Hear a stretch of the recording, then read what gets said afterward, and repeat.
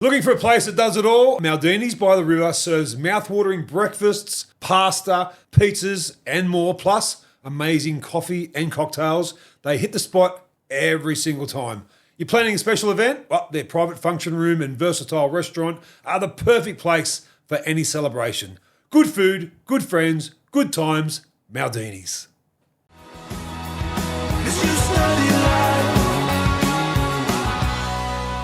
Welcome to a special edition of the Life in 5 podcast, a State of Origin special. My name's Sam, clearly not MG, but he's here with me today in the hot seat. So MG, welcome to your own show, and thanks for letting me in from behind the camera to talk with you about some State of Origin moments. I think it was time you come out. Yeah, I wanted you to spread your wings, and look, today is about Origin. Obviously, Origin is tonight, and I've come up with the 5 moments that resonate with me most over the last 45 years. Let's get into it. All right, so we're going to go countdown style. Okay. We're going to go 5 down to 1. You've given me 5 photos. Yep. I'm familiar with most of them, but I'm going to run through them with you sequentially as we go through the list. Good word, sequentially. You like that? Okay, number 5. Number 5. In 1995, we had a kind of a Queensland team that were called the Nevilles. No, they basically had no names because Super League War was ongoing, so those that aligned with Super League weren't allowed to play Origin. So basically the whole back line from the Broncos weren't allowed to play Origin.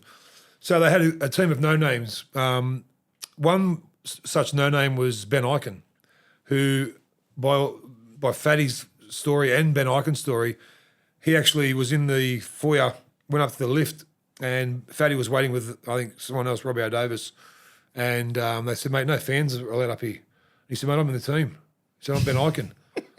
So Ben Ikin was 19. He played I think he played 6 or 7 first grade games. And they won the first game 2-0 against a pretty hot New South Wales team. 2-0. 2-0. The only scoreless game in the history of Origin. Wow. Try scoreless. They went to Melbourne in 1995 for the second game, and there was rumour got around that there was going to be an all-in brawl from the New South Wales side of it. So as soon as they went to the scrum, it materialised. Jimmy Sedaris, who was the hooker for New South Wales, laid one on Wayne Bartram, hooker from Queensland, and then it was in, like it was rehearsed. They come from everywhere, punches getting thrown. It was a famous fight in the middle of the SCG. Queensland went on to win the game, and then they won the next game, 3-0. So this team of no bodies, beat a really highly fancied New South Wales team 3-0 when they weren't expected to even win a game. So it goes down in folklore with Fatty Vorton's Nevilles. It's a bit of a theme for the Queensland, I guess, Origin side as well, isn't it? That over the years, there's always that thing, no matter what the teams look like on paper, you can never count out a Queensland side. We only saw it a couple of years ago. Yeah. Similar kind of I scenario. suppose it goes back to, and we'll get to it in a minute, why how Origin started. But, they've always been kind of New South Wales' little brother, when it comes to rugby league. And I think they dread that. And they always say that Queensland have more passion, which I don't agree with. But they seem to, in this 1995 series, we saw something that we'll probably never see again. They're calling it the biggest upset in Origin history for this Fatty Vorton's team to win like they did. And I've got to agree with it. The brawl was awesome. The Melbourneites were, there wasn't one bloke not involved in the fight. They were, I think Tony Herman or someone headbutted Spud Carroll and got 8 weeks and then missed out on a Australian jersey. So, look, it's a memorable moment in more ways than one. I was actually playing for the Western Reds at this time of my life, so I remember this game vividly. Queensland didn't win the fight, but they won the game. Okay, your 4th photo. Yep. So we're now looking at 1980. Well, this is where it all started. For mine, this is when rugby league State of Origin took a bit of a turn for the better. Yeah. Because up until this time, this was actually the 3rd game in 1980. A lot of people don't remember this was the 3rd game because their first 2 games, I think they played one in Brisbane and then one in Sydney at Leichhardt Oval. They had about 4,000 people there. So all of a sudden, interstate rugby league was dying. So Ron McCauley from the Queensland Rugby League said we need to do something different. We need to bring our players back from New South Wales and put them in a State of Origin type setup.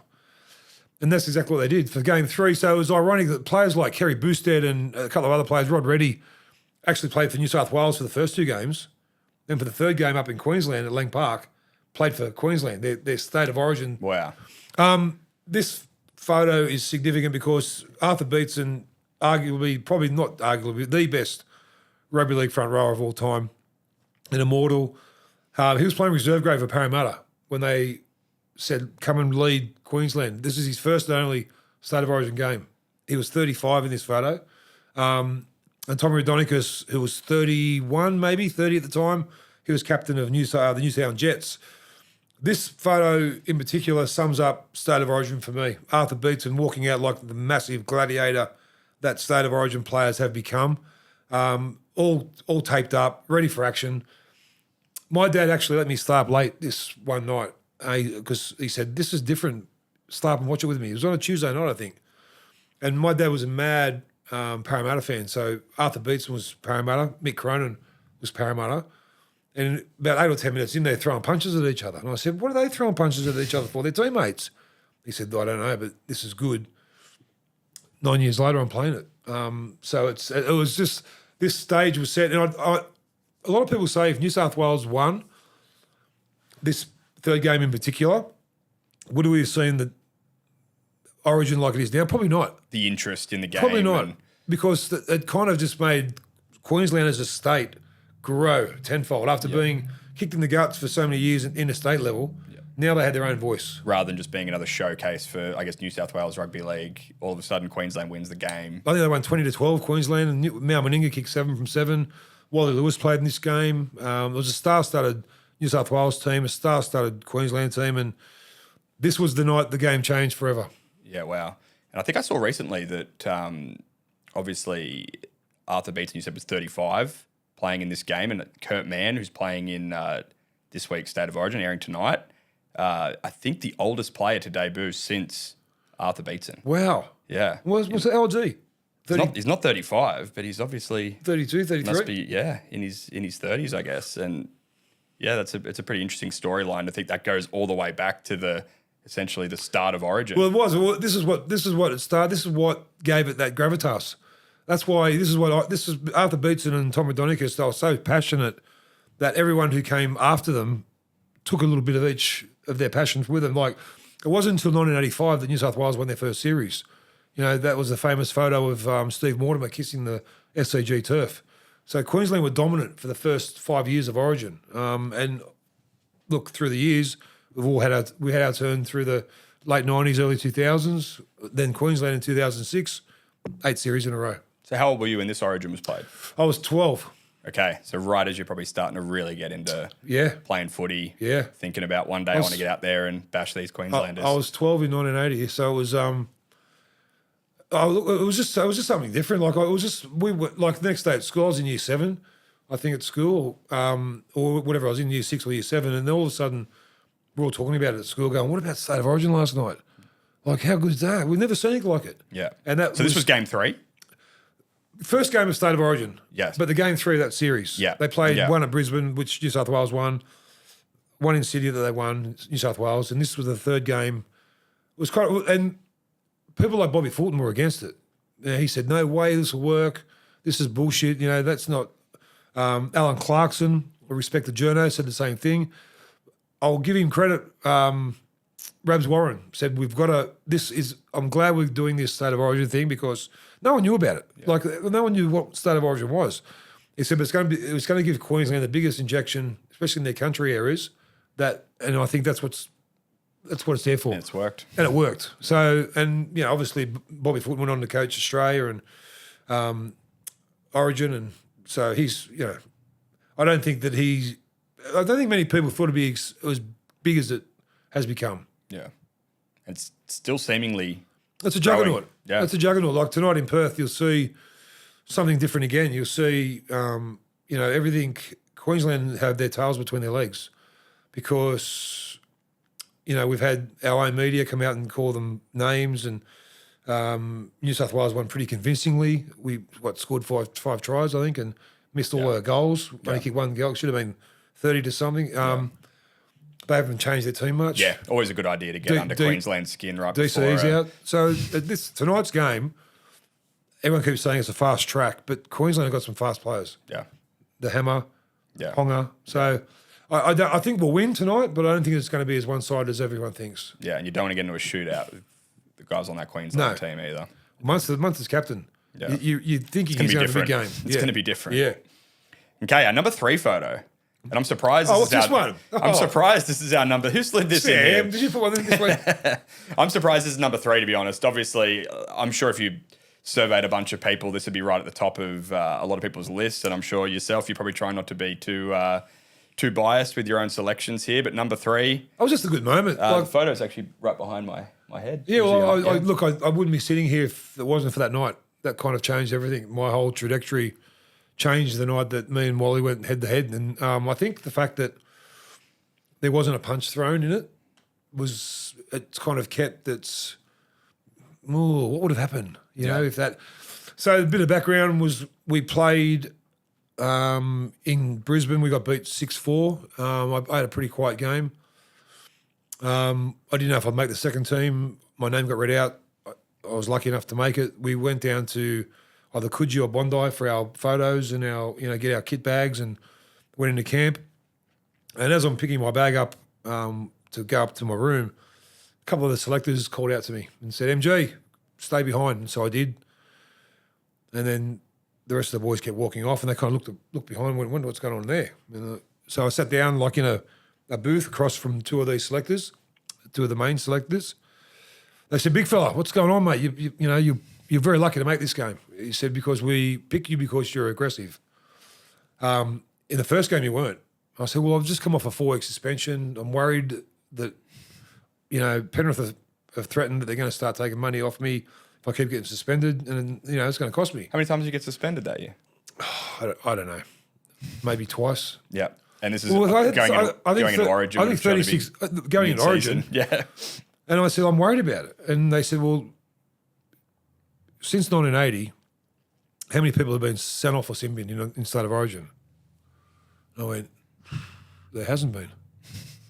I went, what do you mean? They said, well, we want you to go out and do whatever you want to do, whatever it takes to beat Queensland. I went, what? Like anything? And they said, yeah. And I said, what? So I can run out and I won't do something stupid, like shoulder charges late. And they go, mate, just watch. Just get under their skin. So get under their skin. Yeah. So I remember the day of the game. It was always, I used to hate playing in rain because we wore the big jumpers, big heavy jumpers, and I didn't have shoulder pads under them. I had like padding put into my jersey, like my sternum, my pad, and my shoulders, and I wore bicep guards. But when it rained, your socks would get wet. It'd make your boots heavy.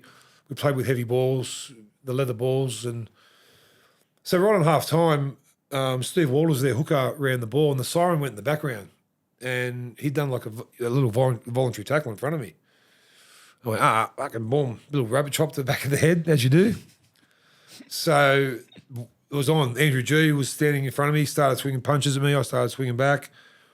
Benny Elias and Steve Walters are rumbling, and Ian Roberts has got someone, and Gary Coyne and Ricky Stewart, both Canberra players, are fighting each other. Like, this is mayhem. Once the dust had settled, David Manson, the ref, called me out and said, mate, come here, Benny, come here. Wally, come here. He looked straight at Benny and said, and then at me, said, mate, settle him down. I'm telling you now, he's going close. He's sailing close to the win. He goes, no worries, Dave. And Benny looked around. He goes, MG, settle down. Fucking hit him. Put on his chin. I'm going, what? By that microphone. I didn't know. Look, the famous line I say is, I didn't know whether to hit him or to get his autograph, but I just froze in time. Yeah. Like I just froze because, first of all, he was screaming at me like, Guy, you effing this, Guy, effing that. I'm going, Wally Lewis knows my name. Like, wow.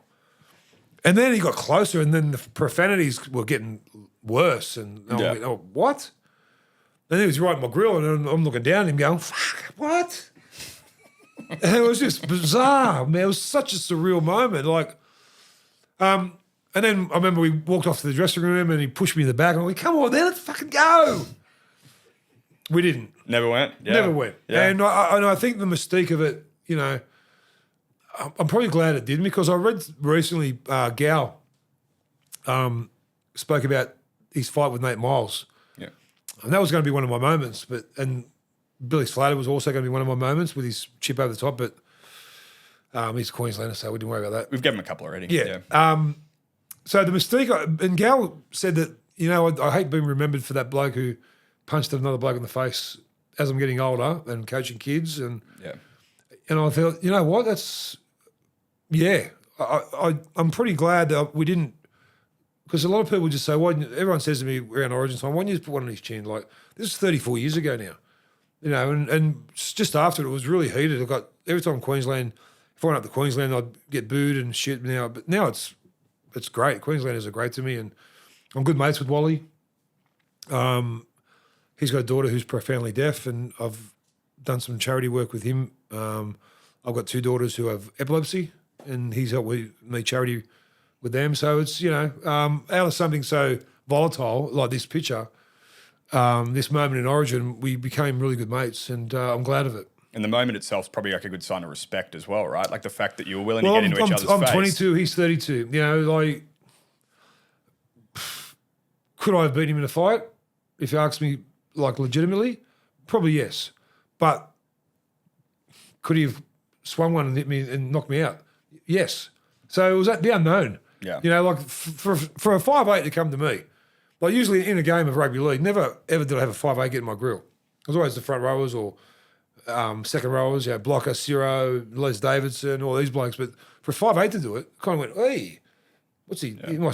Can he throw him with this bloke? Like, but yeah. Anyway, it was a moment, and it's just like at the end of the day, and this is all sincerity. In 50 years' time, when Wally Lewis is mentioned in State of Origin as one of the best players, probably the best player to play the game in Origin, not far after him, in the sentence below him, what my name will be there, you know, with that moment. So I take it for what it is. I just know that I never thought it'd be spoken about 34 years later. Yeah. All right, we're down to number 2.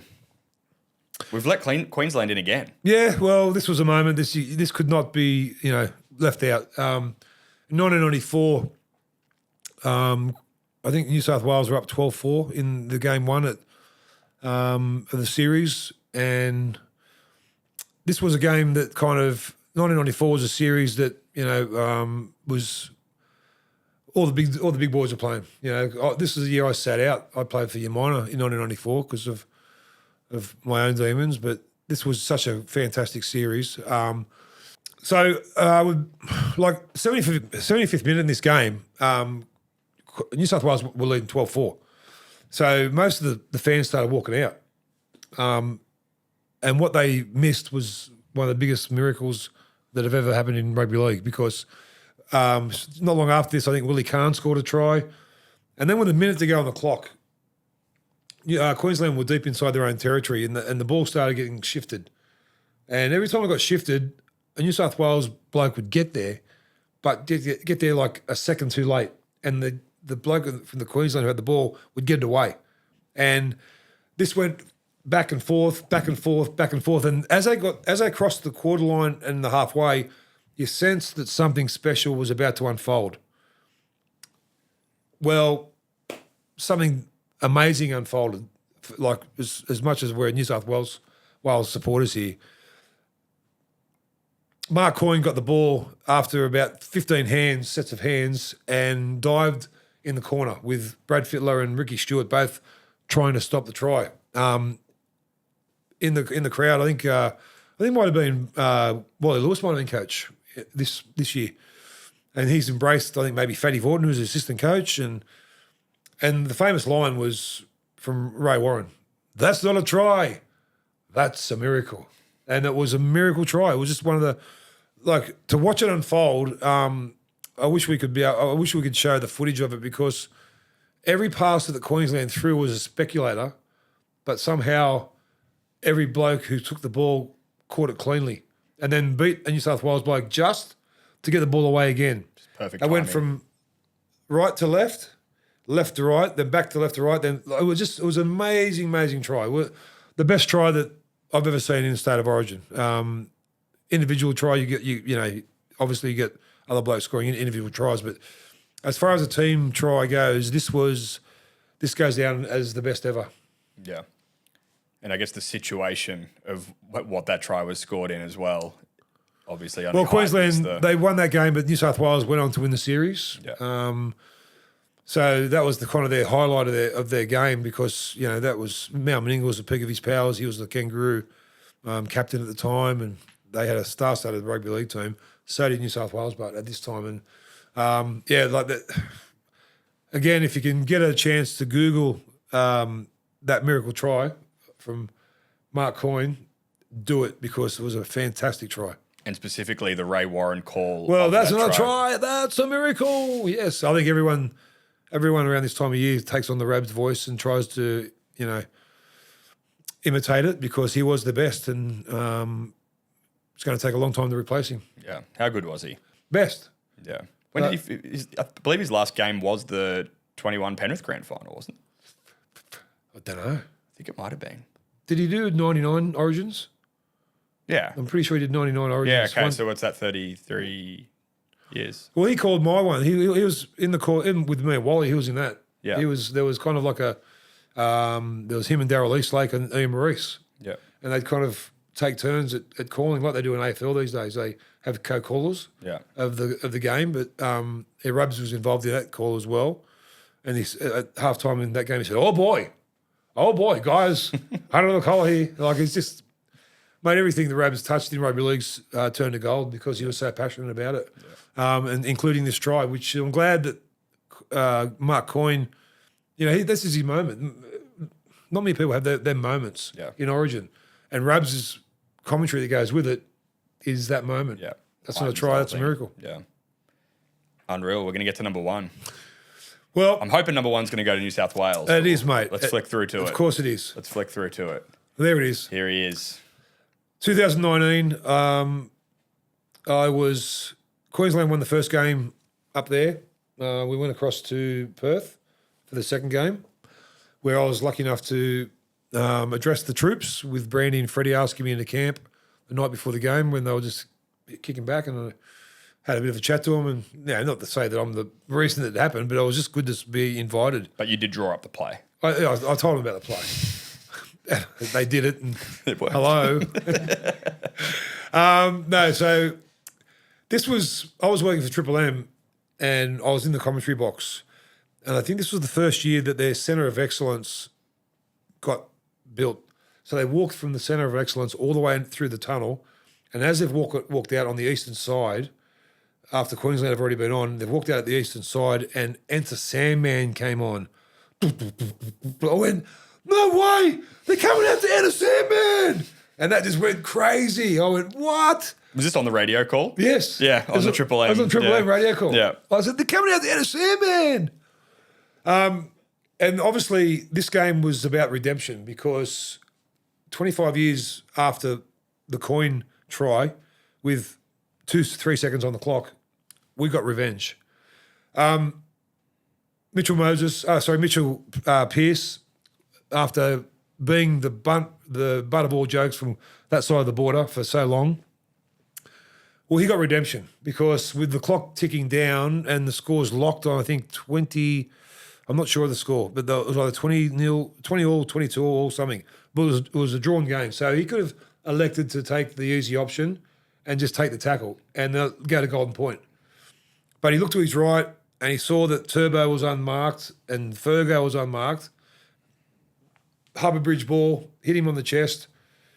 Fergo ran down the sideline, tiptoed along the sideline and just stayed in, gave the ball to Teddy, who bang, bang, bang, bang, dived out of the line, scored with 8 seconds to go. New South Wales win the series. Mitchell Pearce has his redemption. I think it was the first time since 2005 that we won a decider.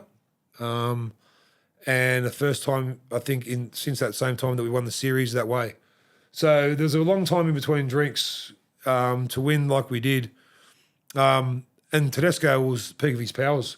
captain of the side at the time. Captain of the side. I remember Kalen Ponga, I think, in this game came on as lock forward. Yeah. And scooted away, ready to score a try. He came from nowhere, Tedesco, and just went, zhoot, not on my watch. And this year, I think this year he's playing just as good. He's just unlucky he's not the incumbent, that Dylan Edwards is. Dylan Edwards has, if Dylan Edwards plays one bad game, he's in.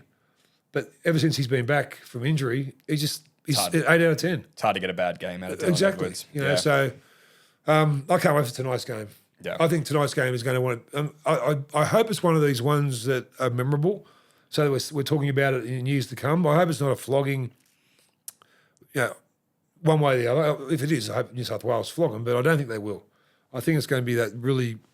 With Jerome Luai now in the team, that's a little bit different to the first team because I think Mitchell Moses was great, but Luai and Cleary together have like a 90% winning record when they play alongside each other. Yeah. You got Yowie. You got Brian To'o, you got Liam Martin.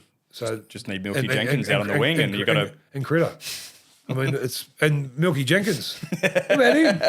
I saw him in that picture.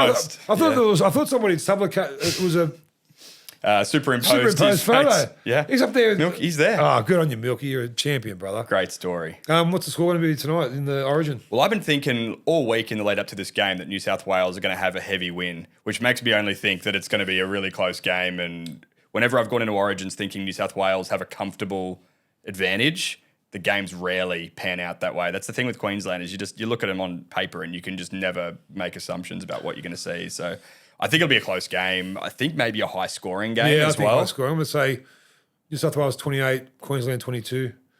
And I think Isaiah Yeo, again, will be the dominant forward. Like him and Payne Haas in that first game were just unbelievable. I think Queensland will bounce back. Dearden's there. Dearden and Munster. But saying that, their forwards have got to hold New South Wales forwards. In the first game, they didn't. Yeah, I don't think Carrigan and Nano will start on the bench tonight. It's a very unpredictable halves pairing too. The Munster and Dearden. Like, how do you prepare for those two in the halves? Like between the pair of them, they're like ad-lib style of play. They're so unpredictable that it's really hard to imagine what they're going to come up with. So could see anything happening in this one, but I do think a high-scoring game. Hopefully, New South Wales takes. Is this the part where you give me wine now for being? Yes. On courtesy of Lily Pilly Wines, I've got plenty. Yeah, but that's been our State of Origin special on Life in 5. We might have to do something like this again for game 3. Yeah. Well, you know what? In the comments below, tell us your 5 best moments of Origin. We might do a little bit of a poll and try and come up with the moments that our viewers and our listeners come up with. It's hard to pick. There's so many moments, and every year new ones getting added. I feel like just in the last few years, there's been some pretty iconic stuff. Mate, New South Wales have won some games by field goals. They've been iconic. We mentioned Billy Slater's try earlier in the podcast, but there's been so many iconic moments. Yeah, let us know yours. Yeah, great stuff. Thanks, Sammy. Well done, bud.